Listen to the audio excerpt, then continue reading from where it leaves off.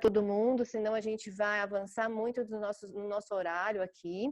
Mas eu queria pedir para que vocês escrevam seu nome e de qual instituição está falando, ou o que quiser falar sobre si, só para a gente se conhecer um pouquinho, pode ser lá no chat.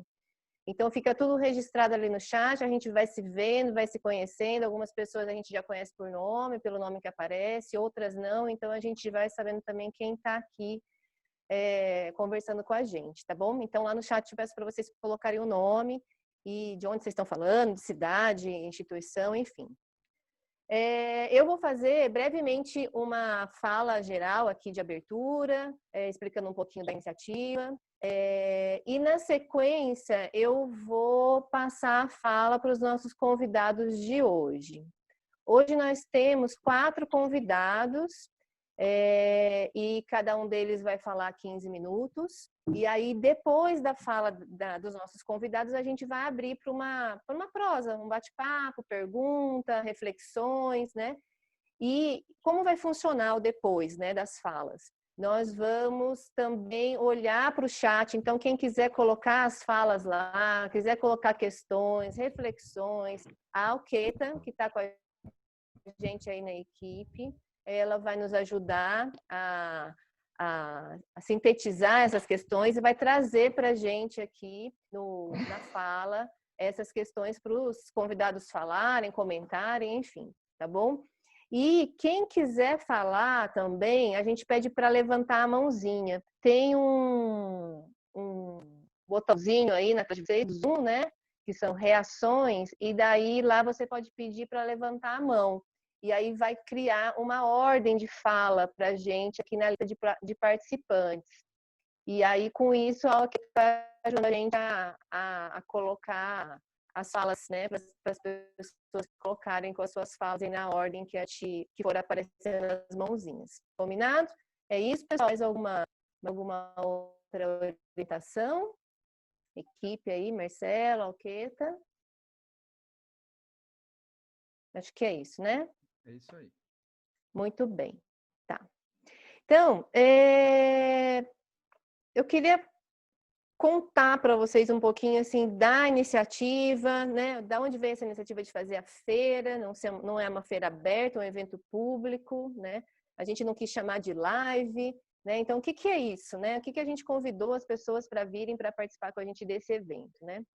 Essa feira, esse evento faz parte do projeto Conexão, do qual a Associação Biodinâmica, a ABD, de Botucatu, ela é executora, ela está com a gente aqui no território desde 2018, quando ela iniciou a execução do projeto aqui, em parceria com a Acarui.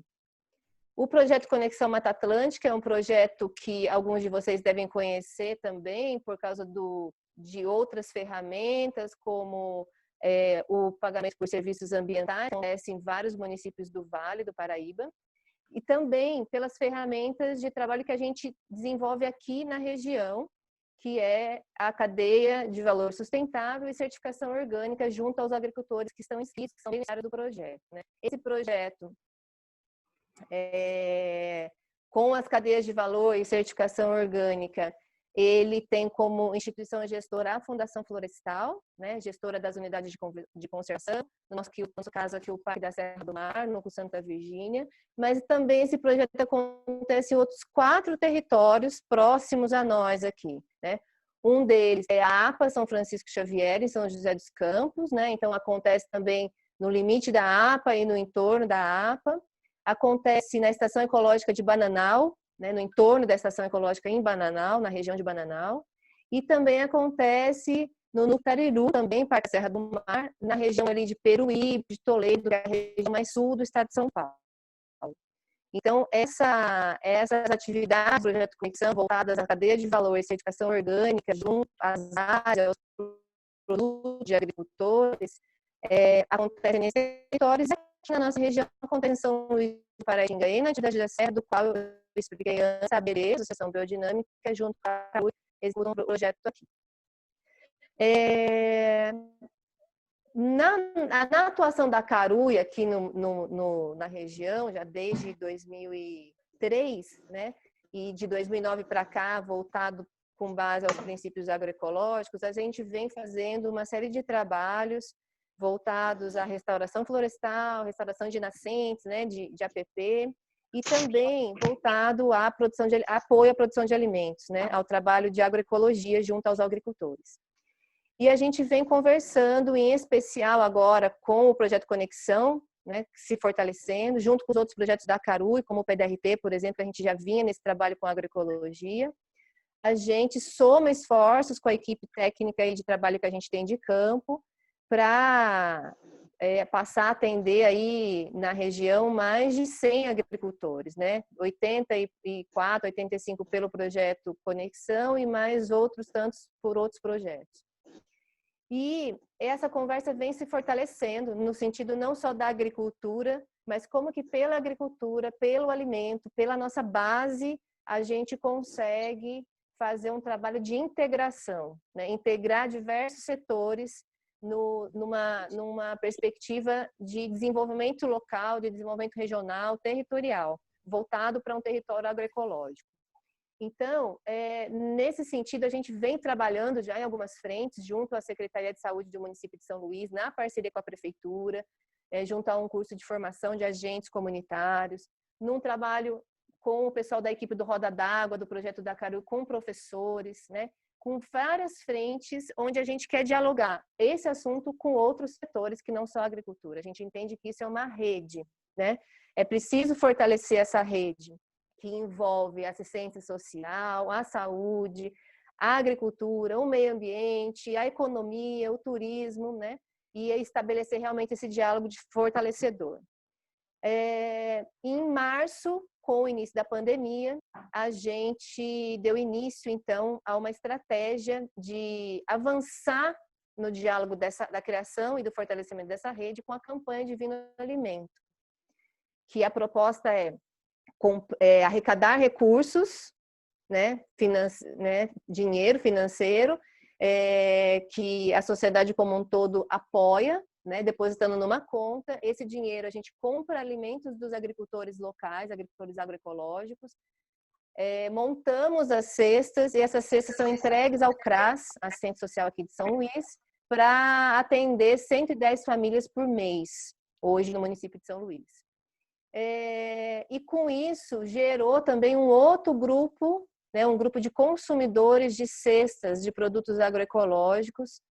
Já tem 2 meses a gente está mantendo esse grupo com 25 pessoas que recebem cestas semanais. Então, além de se alimentar sua família também com esse recurso dessa cesta que eles compram, uma parte desse recurso vai para a campanha Divino Alimento. E aí, nesse contexto todo, a gente tinha uma feira prevista para o mês de junho, que era a nossa Divina Prosa, que todo ano a gente vem fazendo, seria o 4º ano, né, dessa feira. E com a pandemia a gente não pôde realizar essa feira, e foi daí que surgiu então a ideia da Feira Virtual de Saberes e Sabores, que é essa aqui onde nós estamos.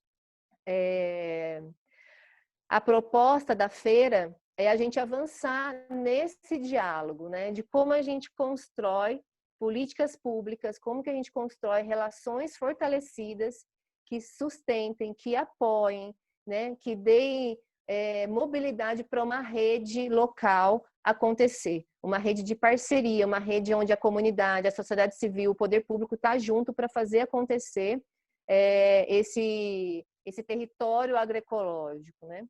E ontem nós falamos, a gente começou ontem, né? São 2 dias. No dia de ontem, quem esteve com a gente teve a presença da professora Maria Rita, da Unesp de Botucatu, do Instituto de Biociências e do Centro, deixa eu ler aqui que eu esqueci o nome, e do Centro de Ciências e Tecnologia para Soberania e Segurança Alimentar e Nutricional, o INTERSAN, da Unesp de Botucatu.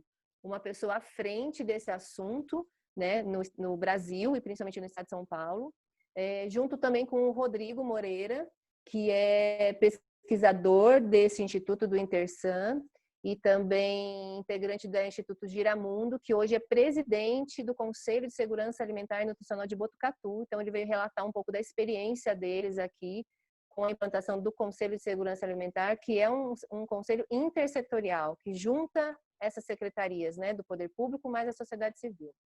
E também tivemos a fala da prefeita de São Luís, da Ana Lúcia, contextualizando um pouco essa situação em São Luís. E então ontem a nossa conversa girou em torno desse assunto: o que é segurança alimentar, o que é soberania alimentar, como que a gente trabalha isso no âmbito local, né? Que estruturação é essa de conselho e de sociedade civil e de poder público dialogando juntos para que a gente tem que ter para avançarmos, né? Como a gente mobiliza os nossos municípios vizinhos e como que juntos a gente se soma, se fortalece numa ação que pode mobilizar e colaborar para reativar o Conselho Estadual e o Conselho Nacional, que são os CONSEAs, né, que hoje estão desativados, né, desde o início do governo Bolsonaro. Então, é uma mobilização política, é uma mobilização da sociedade, é uma mobilização de cada um de nós presente nos nossos territórios. Esse convite foi feito para os municípios de Lagoinha, Natividade, Redenção, Cunha, Monteiro Lobato, São José dos Campos e mais uma rede de parceiros que nós temos no Vale, para participarmos juntos aqui, para que junto a gente possa ouvir, a gente possa trocar e a gente possa, nesse primeiro momento, né, ter a sensibilidade da escuta realmente para a gente poder, num segundo momento, aprofundar esse diálogo desse caminho de construção de uma política pública nesse sentido. O dia de hoje, já vou passar a palavra para o nosso primeiro convidado, é o Marcelo Ribeiro, que é o nosso coordenador técnico no Projeto Conexão aqui pela ABD em São Luís, na atividade. E no dia de hoje, a gente vai falar um pouco das relações, né, das relações entre consumidores e agricultores, né? A gente vai falar um pouco da relação que gira em torno desses agrossistemas, né, desses sistemas alimentares, né, e o que esses sistemas nos trazem, né, o que eles nos provocam, né, e como a gente lida com isso no tempo atual, na conjuntura atual, né, como a gente se relaciona e como a gente avança. Então, eu queria convidar o Marcelo para vir fazer a sua fala, e aí, na sequência, a gente vai apresentando os outros convidados para iniciar. Então, uma boa prosa, uma boa feira para todo mundo e obrigada pela presença.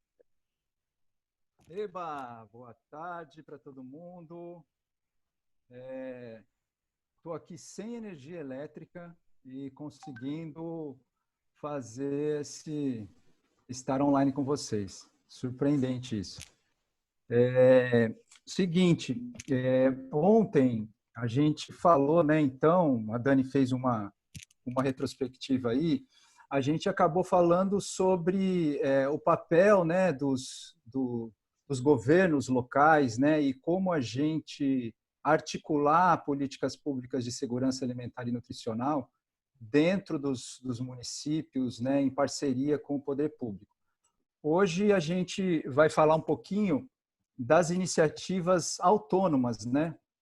Aliás, o que a gente pode fazer, né, se a gente não conseguir, ou mesmo complementarmente, né, não independentemente, mas interdependentemente, né, paralelamente essas ações de políticas públicas governamentais, o que a gente pode, como sociedade, fazer para que essas coisas também aconteçam, né?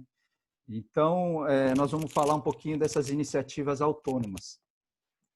E só para fazer uma contextualização, né, desse caminho, né, como que a gente está hoje, eu acho que a Maria Rita trouxe um pouco desses elementos históricos ontem, mas eu vou reforçar um caminho disso, né, porque como que a gente está hoje em dia, né? A gente está com esses sistemas que a gente chama sistemas agroalimentares locais, ou seja, essas relações próximas entre produtores e consumidores bastante desestruturada, né? Porque houve um caminho, né, histórico que aconteceu no mundo todo que priorizou os sistemas agroalimentares chamados de globais, né?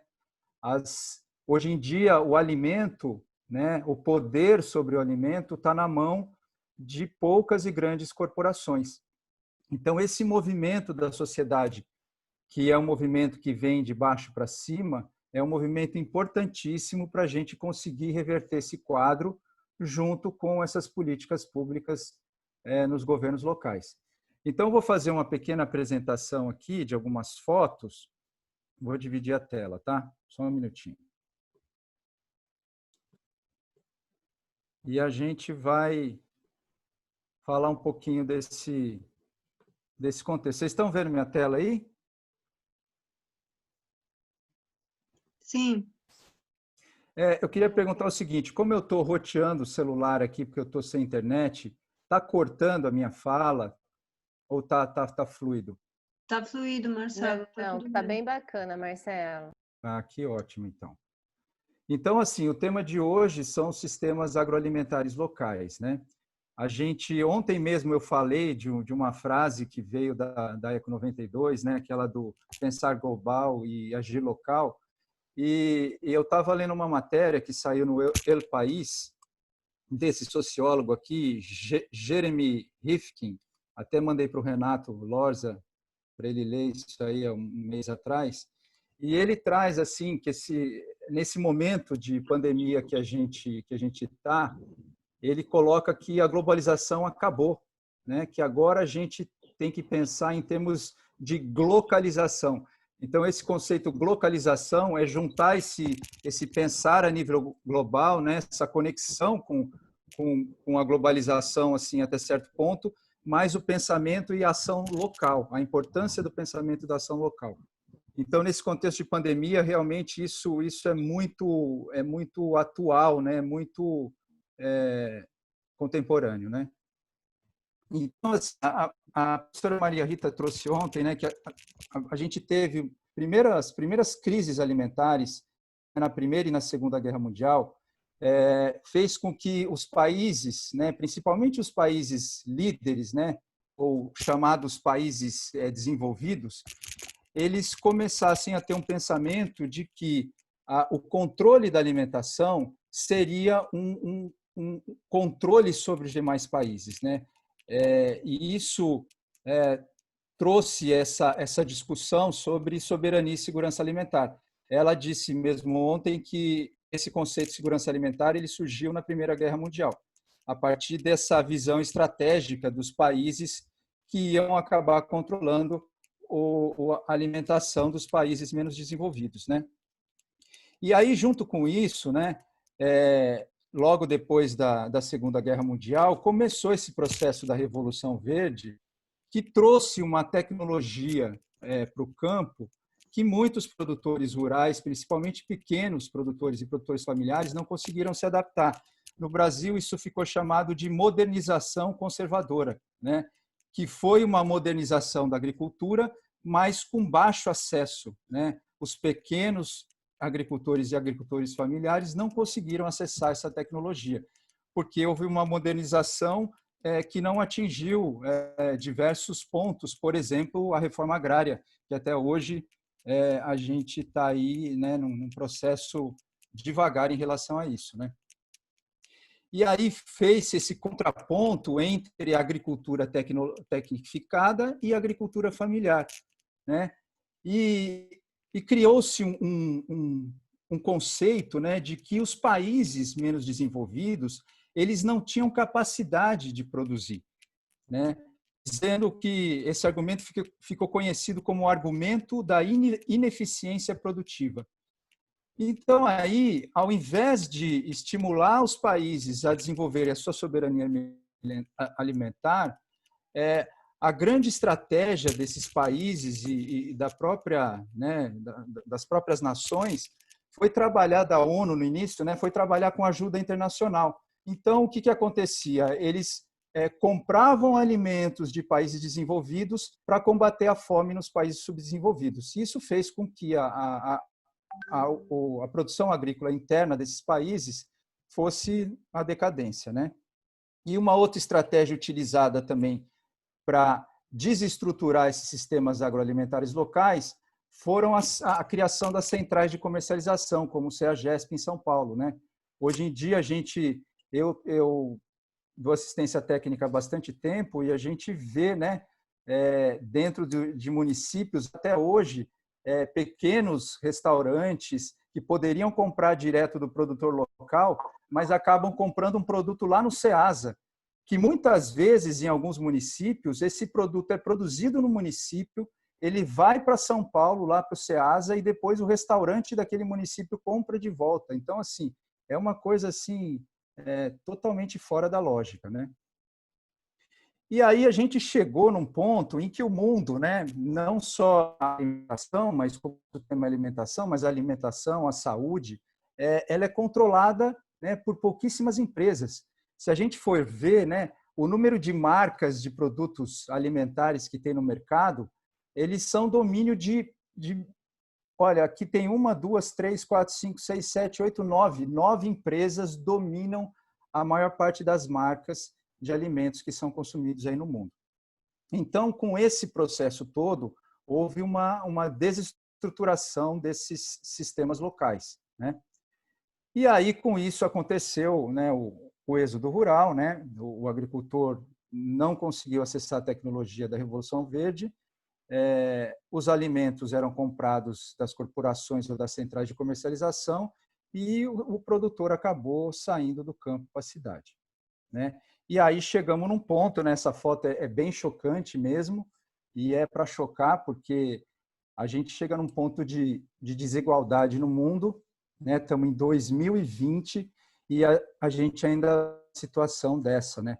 E se a gente for falar que era o argumento da Revolução Verde, que não tinha alimento para todo mundo, hoje em dia a produção de alimentos no mundo tem capacidade de alimentar 1,5 vezes a população do planeta. Então, a questão não é a oferta de alimento, a questão é o acesso e a distribuição. Tá?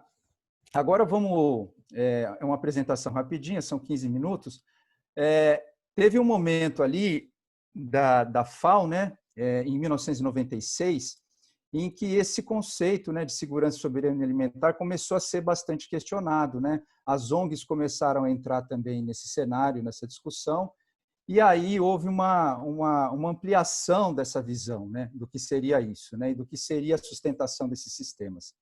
Então, essa crise, né, eu vou ler essa frase porque é muito interessante, né, essa crise no modelo agroalimentar abre espaço para a discussão de novas proposições de desenvolvimento local, que incorporem não apenas variáveis técnico-produtivas, econômicas e ambientais, mas também sociais e culturais. Princípios como autonomia, justiça social, respeito a culturas e tradições locais podem ser incorporados nessa relação entre produção e consumo. Então, aí, a partir desse momento, os governos começaram a realizar um trabalho, né? Muitos governos, né? A gente teve no Brasil, desde do último mandato do Fernando Henrique, depois os 2 mandatos do Lula, a gente teve muito investimento, né, nesse sentido, né? Nessas políticas públicas e também, né, nesses projetos e no apoio a projetos nesse sentido, né? Então, se a gente for pensar, quando a gente fala, o Rodrigo trouxe isso de uma forma bem legal ontem, numa frase que ele colocou, se a gente for pensar em segurança alimentar, a gente tem que necessariamente pensar em agricultura familiar e pequeno produtor, porque são esses que sustentam a alimentação, o consumo interno de alimentos no país, né? Grande parte da produção agrícola dos grandes e médios produtores vão para exportação, para commodities, para alimentar gado e criação animal de outros países. Então, quem produz alimento nesse país mesmo é o pequeno e o agricultor familiar.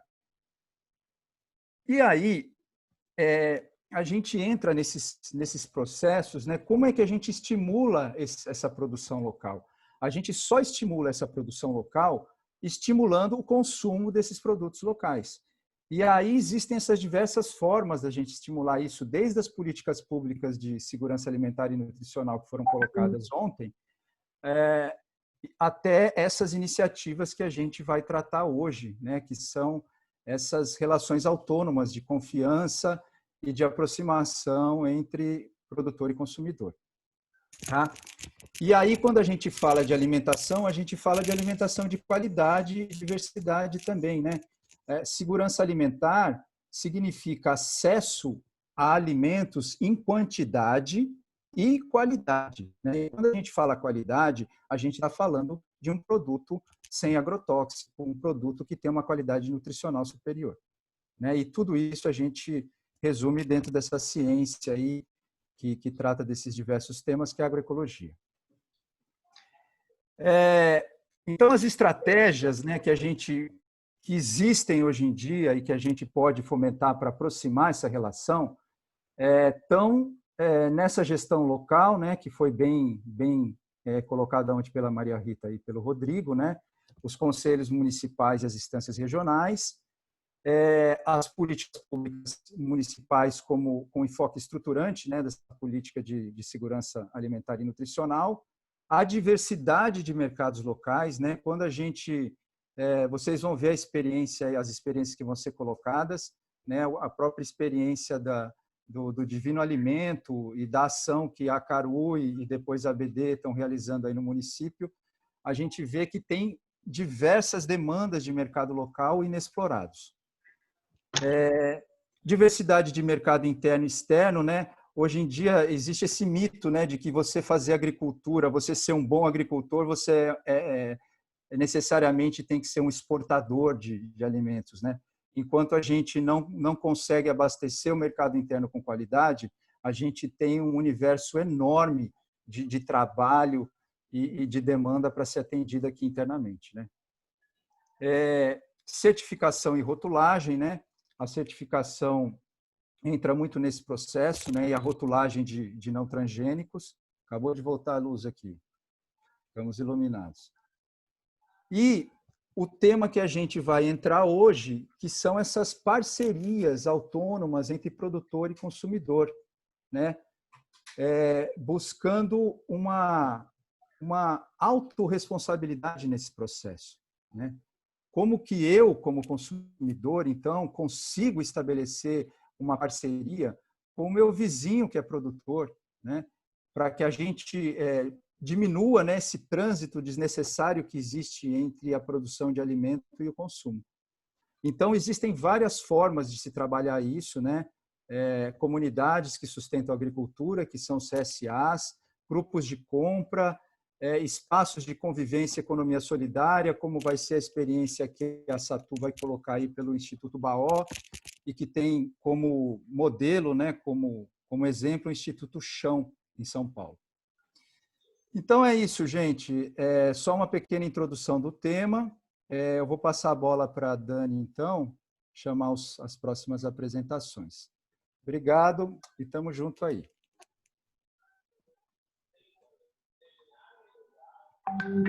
Valeu, Marcelo. Obrigada pela introdução. Breve, mas super importante aí para contextualizar o que a gente está falando, em especial para quem também não teve ontem, né?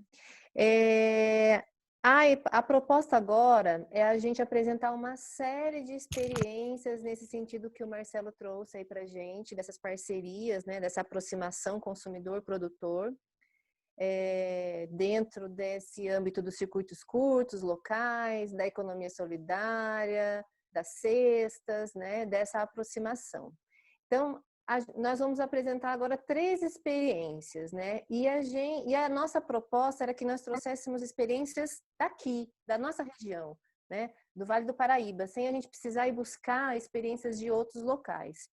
E o mais bacana é que nós temos essas experiências aqui para trazê-las, né? Então, o primeiro que eu queria convidar para a gente bater esse papo aí, e aí essas 3 experiências vão girar em torno de 15 minutos, essas falas, para a gente também ter outros tempos depois para prosear. Eu queria convidar o Yuri. O Yuri é agricultor, é permacultor, tem uma área de produção agroecológica de alimentos em Monteiro Lobato e que hoje é mantida por um CSA. Yuri, cadê você? Vem explicar para a gente o que é CSA, como acontece isso lá, vem contar essa experiência para a gente. Você beleza, tá obrigado, Daniela. Vocês estão me ouvindo? Aí, bem-vindo. Sim. Obrigado. Deixa eu só compartilhar a tela aqui, um minuto. Então, vocês estão conseguindo ver a tela? Sim, estamos Tá. vendo. Beleza, pessoal. Eu não estou vendo. Não está vendo, não? A tela está da Divino Alimento, é isso mesmo? Não é. Ah, não, tá. Agora tá. Agora entrou? tá. Agora entrou. Beleza. Então tá bom. Bom, pessoal, boa tarde, né, a todos. Meu nome é Yuri Almeida, eu sou de Monteiro Lobato e eu venho aqui para falar um pouco do CSA, né, que a gente tem aqui em Monteiro, mas também um pouco sobre a rede Apoena, que é uma rede que trabalha com certificação participativa aqui no Vale do Paraíba, né, e que contextualiza, seria uma base, né, que se distribui em várias pontas, onde algumas das pontas são locais de comercialização, de colaboração, como o CSA e o Instituto BAO, que a Satu vai falar logo depois. Então, né, só para me apresentar, eu sou sociólogo, na verdade, de formação, trabalho há 10 anos com o conceito da permacultura, né, e da agroecologia, e sou produtor há 3 anos em Monteiro Lobato. Tá? A gente tem um sítio aqui, né, aqui em Monteiro, no Espaço Terra, né, se chama Espaço Terra, e esse é um sítio que, onde, desses estudos de 10 anos, a gente vem aplicando na prática aquilo que a gente vem sonhando e estudando, né? Então, tem desde a bioconstrução até plantio, né, o plantio agroecológico, CSA, saneamento rural, enfim, várias coisinhas, né? Então a gente vem atuando nessa área há algum tempo e materializando muito disso aqui em Monteiro Lobato, tá? E aí, né, falando dessas duas iniciativas, eu gostaria de apresentar um pouquinho as duas, né? Então a gente tem aqui né, o próprio Espaço Terra, né, que é esse sítio onde moram as duas famílias e que aloca o CSA essa produção. E a gente tem também a rede Apoena, tá? Do Espaço Terra eu já falei de alguma forma.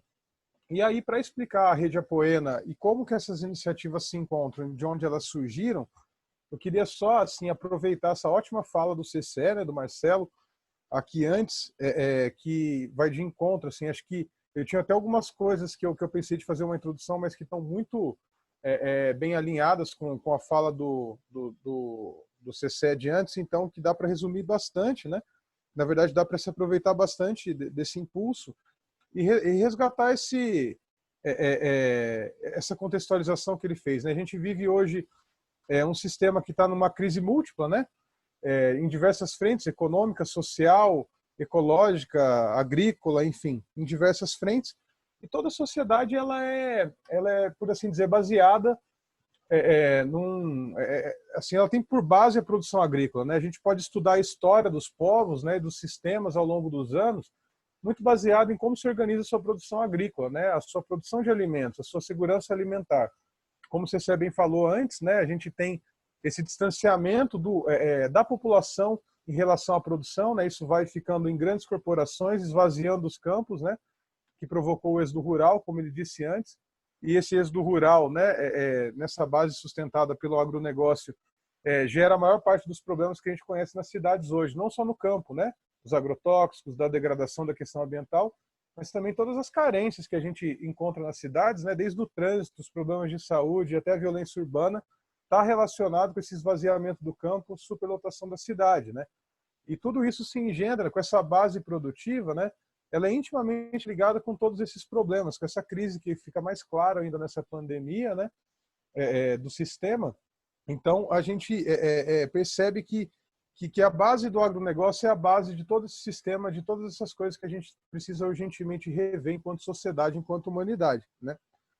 E aí eu entro na agroecologia como uma proposta, né? Uma proposta do quê? De uma base social daquilo que viria a ser uma sociedade mais justa que a gente sonha, né? Eu, pessoalmente, estou nesse trabalho porque, assim como objetivo de vida, não só meu, mas de vários parceiros, a gente está aqui no mundo, né, atuando para formar, enfim, para influenciar, para deixar para os nossos descendentes uma sociedade melhor do que aquela que a gente encontrou, né? E a gente está nessa profunda crise e estamos num momento bom para fazer isso. Então, eu escolho a agricultura justamente por entender a centralidade do papel da produção de alimentos numa sociedade. Enfim, trazendo toda essa situação para o contexto do Vale, no Vale do Paraíba a gente tem um contexto de abandono, né? Para quem conhece um pouco o Vale, ou enfim, a gente resumindo muito rápido, né? A gente tem um espaço muito vazio, né? Nos campos do Vale do Paraíba. Aqui já foi um lugar importante do agronegócio, com o ciclo do café, por exemplo, teve um ciclo mais recente de leite, né? De gado. Só que agora a gente observa um abandono do agronegócio nesse espaço. Isso, para mim, torna o Vale talvez um dos locais mais estratégicos que a gente tem no Brasil, né? Pensando que o Brasil talvez seja um dos países agrícolas mais importantes, então a gente está num lugar bem estratégico enquanto humanidade, no Vale, na minha opinião, sem exagero, porque a gente está dentre dois mercados consumidores muito grandes, né? São Paulo e Rio de Janeiro, e o mercado do Vale também, que é razoavelmente grande, no espaço em que o campo está abandonado, né? Encontrando esse campo abandonado, né, a gente vê esse vazio, e esse vazio, na minha visão, é um espaço de oportunidade para surgir um novo, né? E surgir um novo, o que é? Essa nova sociedade baseada numa produção agroecológica. Daí, retomando tudo aquilo que você assina embaixo, tudo que você falou antes, né? Da gente ressignificar essa produção e isso reverberar numa sociedade, né? Então, para mim, a agroecologia é uma base, um ponto de partida para construir essa sociedade que a gente quer, né? Que a gente imagina mais igual, enfim. Tá, nesse contexto do Vale, né? Chegando nesse ponto, aí que surge a Rede Apoena. A gente percebendo nos últimos anos, né? Trabalhando com os agricultores bem desarticulados e tal, né? Alguma produção rolando nesse vazio, a gente percebeu a importância da gente estar se juntando para realizar esse processo, né? Realizar essa transição agroecológica para, enfim, conseguir instituir uma zona produtora agroecológica, né? Que tem essa vocação, né? Pela proximidade dos mercados, esse vazio. Então aí surge a Rede Apoena, né, em 2017, mas que vem surgindo desde antes, né? A gente já fundou a Feira Agroecológica do Parque Vicentina Aranha, a gente veio fazendo processo com a Prefeitura de São José antes, né, desde 2013, e aí, né, em vários encontros a gente se juntou na Apoena, que é uma certificação participativa, tá? E o que é uma certificação? É um sistema participativo de garantia, que está pleiteando isso junto ao Ministério da Agricultura, né? Agora, em regime de pandemia, nosso processo está meio que parado, né? Assim como muita coisa, né, no mundo. Então, a gente está pleiteando para poder certificar, segundo o selo orgânico, né, os agricultores da nossa região. Tá? Então, só que essa seria a desculpa para a gente estar se reunindo sempre, né, além de garantir a qualidade orgânica, agroecológica dos alimentos, a gente está sempre se reunindo para construir toda uma proposta de toda uma cadeia de produção, né, se apoiando com assistência técnica mútua, né? Então aquele produtor que conhece mais do campo ajuda aquele que está chegando agora, aquele que está chegando agora que conhece de negócio ajuda aquele que tem mais dificuldade com essa área, e a gente faz compras coletivas e várias estratégias, né, que vão para as pontas para a gente acessar os mercados e, enfim, produzir o alimento e fazer ele chegar nas pessoas, né? E aí construir essa sociedade através da agroecologia, tá? Então, a gente tem Apoena nesse sentido, né? Esse grupo, esse grande grupo, né? Hoje, atualmente, com mais ou menos 40 agricultores, e a Apoena ela vai lançando várias estratégias para a gente ir atingindo os mercados e fazendo aquilo que você falou antes, que tem a ver, né, com essa proximidade, né? Com essa corresponsabilização do produtor e do consumidor na soberania alimentar, na segurança alimentar, né? Tanto em qualidade quanto em quantidade. Tá? E nessas pontas a gente vai chegar, por exemplo, aqui, né? Que é o nosso sítio, né? Ele está certificado, né, pela Apoena, a gente ainda não tem o selo orgânico, mas a gente já tem o selo Apoena, né, que tem esse logo nosso, que em breve a gente já vai estar colocando nos produtos, até porque a gente não pretende, na questão da autonomia que o CC falou antes, né, nos processos autônomos, a gente também não pretende ficar dependendo das oscilações políticas do país para certificar ou não, ou ganhar confiabilidade ou não. Então a gente também já trabalha no selo Apoena do Vale do Paraíba desde o começo, para que a gente, quem sabe um dia, tenha nome suficiente para ter mais resiliência perante essas políticas. E aí nas pontas a gente vai chegar no conceito do CSA. O meu sítio hoje é CSA, eu sou agricultor há 3 anos, vivo disso, né? E a gente é uma comunidade que sustenta a agricultura. de forma muito rápida, né, a gente poderia falar muito tempo sobre isso, é uma corresponsabilização. Tá?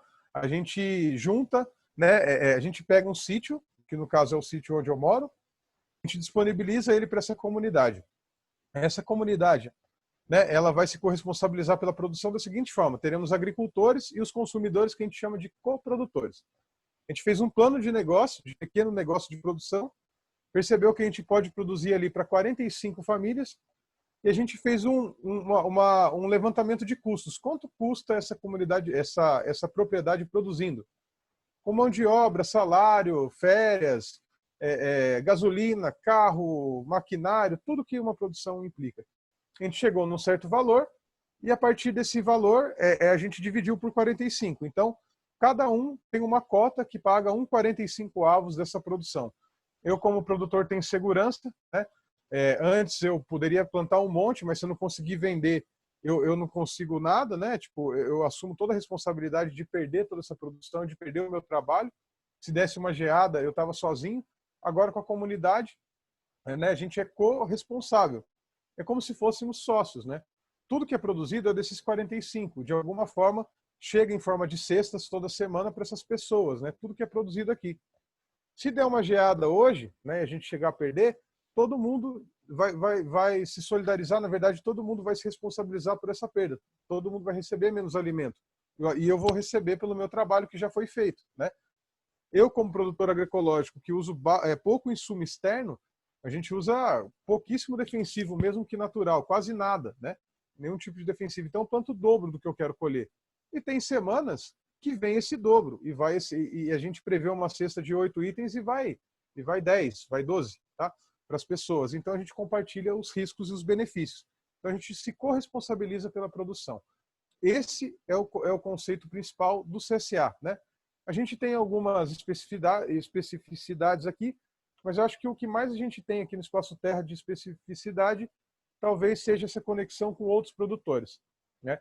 Não à toa, a gente tem uma verba da nossa comunidade que a gente deixa separada para comprar produtos de outros produtores. Então, em geral, a galera da rede, né, os produtores da rede Apoena, entra em contato comigo e fala: eu tenho inhame sobrando. E aí eu vou e compro 45 quilos de inhame para distribuir para a rede nossa do CSA e ajudar aquele produtor e diversificar nossa produção. O inhame não é à toa. Eu tenho javali aqui e ainda não consigo plantar inhame.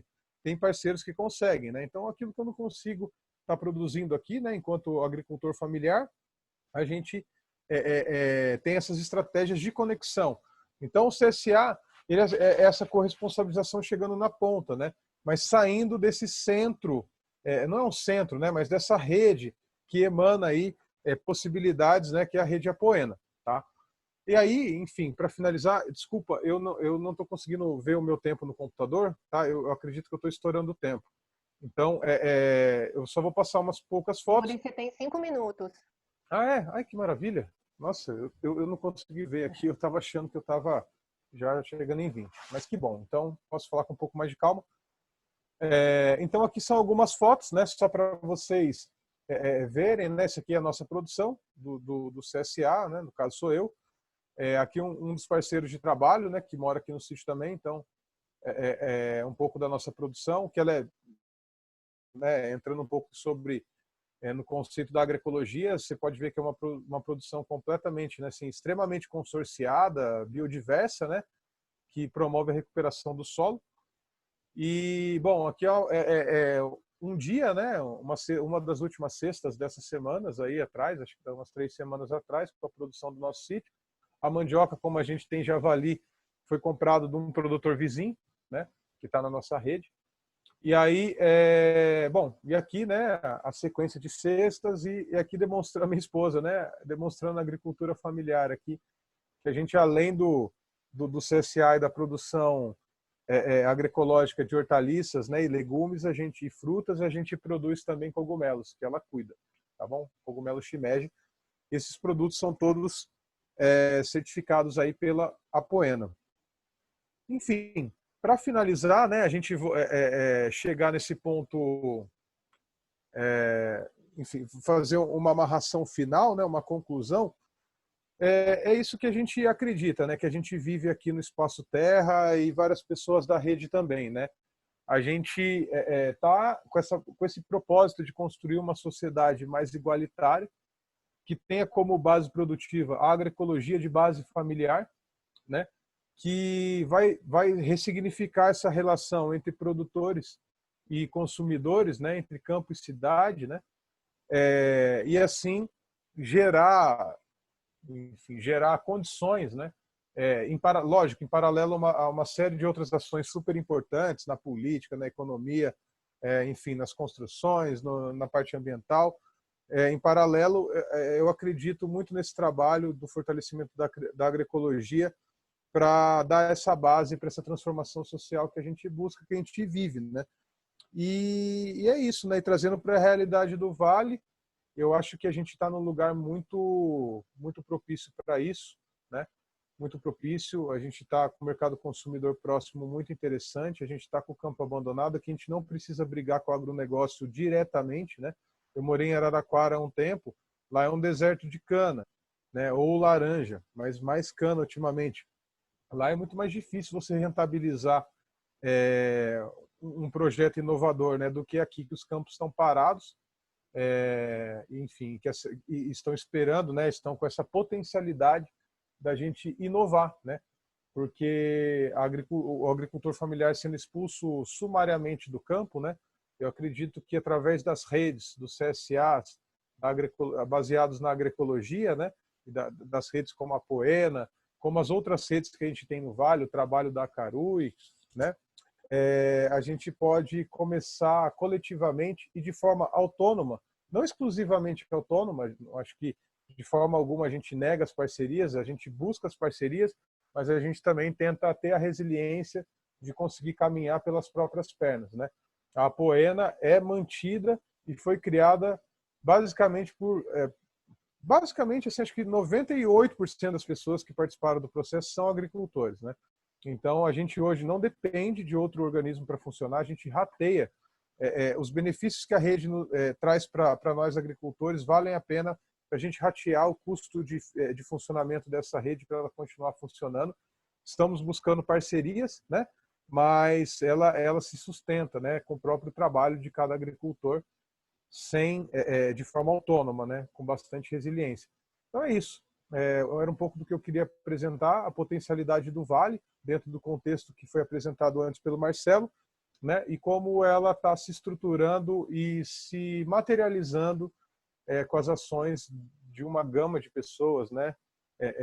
Em conjunto aqui no Vale do Paraíba. Eu agradeço a atenção de todo mundo, obrigado pelo espaço, agradeço os organizadores do evento. Muito obrigado. Obrigada, Yuri. Compartilho da mesma ideia de que o Vale é um território muito fértil, né? Muito ainda a ser explorado pela agroecologia aqui. A gente está num lugar especial, mesmo no eixo Rio-São Paulo, tem o eixo do litoral paulista, né? Um grande eixo consumidor, a gente falou disso ontem. Então, é isso. Obrigada pelo relato da sua experiência e pela sua dedicação enquanto agricultor, né? A gente vai mostrar um pouquinho daqui a pouco o suor, né? Que é isso, né? Tem muito suor, né? Em tudo isso. Queria convidar agora a Luísa Saturnino, conhecida mais como Satu. Ela é professora do Instituto Pandavas, lá em Monteiro Lobato. Também trabalha com comercialização justa, né? Economia solidária. E trabalho muito bacana aqui no Vale do Paraíba, e é para falar que a gente convidou ela para hoje, né? Para conversar com a gente. Bem-vinda, Satu. Olá, boa tarde. Obrigada. Tá todo mundo me ouvindo? Queria só entender se o microfone tá funcionando. Acho que sim, tá ótimo. Estamos te ouvindo. Ótimo. Bom, acho que primeiro eu queria me apresentar. Eu vim do Rio de Janeiro. Eu não sou original daqui do Vale. Morei lá a vida toda, estudei lá, me formei lá, mas vim morar aqui e trabalho com agroecologia em várias frentes diferentes há 10 anos agora, desde 2010, que eu comecei a me envolver com coletivos, com produtores, com feiras. No Rio de Janeiro eu trabalhei alguns anos com a ponta do consumo, né? Lidando diretamente com consumidores. Eu trabalhava com educação ambiental e culinária.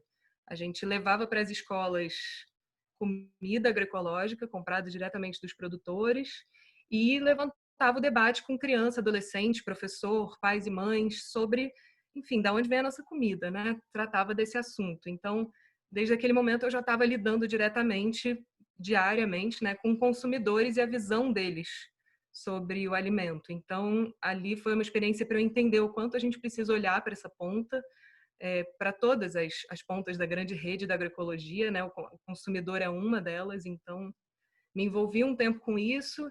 Estou vivendo aqui em Monteiro Lobato e estou envolvida também no CSA, com os produtores daqui.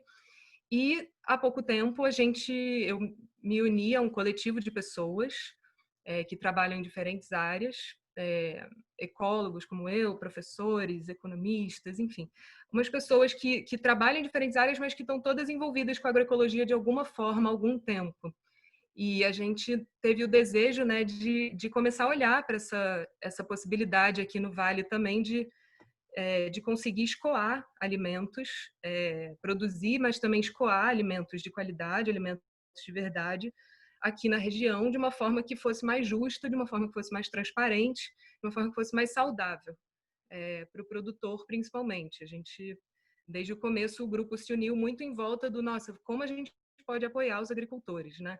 Estando na realidade de São José dos Campos, mesmo em Monteiro Lobato, eu vou bastante a São José, e a gente começou a fazer esse trabalho muito inspirados no Instituto Chão e no Instituto Feira Livre, lá em São Paulo, que eu não sei se todo mundo conhece, são experiências muito interessantes, que já tem alguns anos, de comercialização justa com o agricultor, de parceria com o agricultor, que, enfim, cada um tem um trabalho diferente, a gente se inspirando neles, começou a construir o BAO, a gente já está há alguns meses, né, nesse processo, nessa construção e atuando. A gente começou a atuar com essa comercialização em abril, em parceria com a Poena, e aí acho que é a partir daí que eu vou falar, assim, estou me apresentando como integrante desse coletivo, estou representando o grupo, né, do BAO, e, enfim, vou compartilhar aqui a minha tela, já posso fazer isso?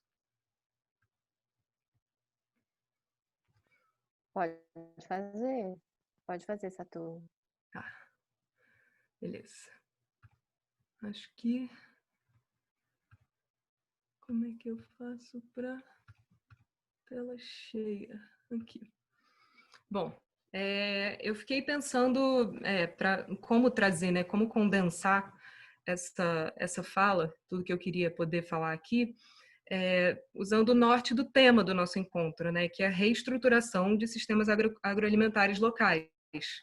Então, esse nome já fala da gente ter que repensar tudo, né? As coisas foram de um jeito um dia, tudo mudou, elas ficaram muito complicadas e muito ruins para agricultores e para as pessoas também, que não estão comendo bem.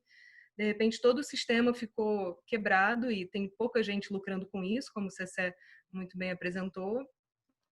Então, olhar um pouco para isso, né?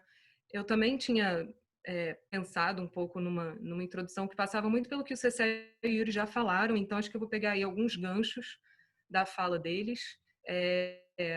A gente olha nessa perspectiva, né, de um histórico de abandono da terra no Brasil todo, aqui no Vale do Paraíba, inclusive, né, a gente tem uma terra que historicamente, né, foi muito maltratado o solo e muita gente que trabalhou aqui passou por coisas muito, enfim, complexas mesmo.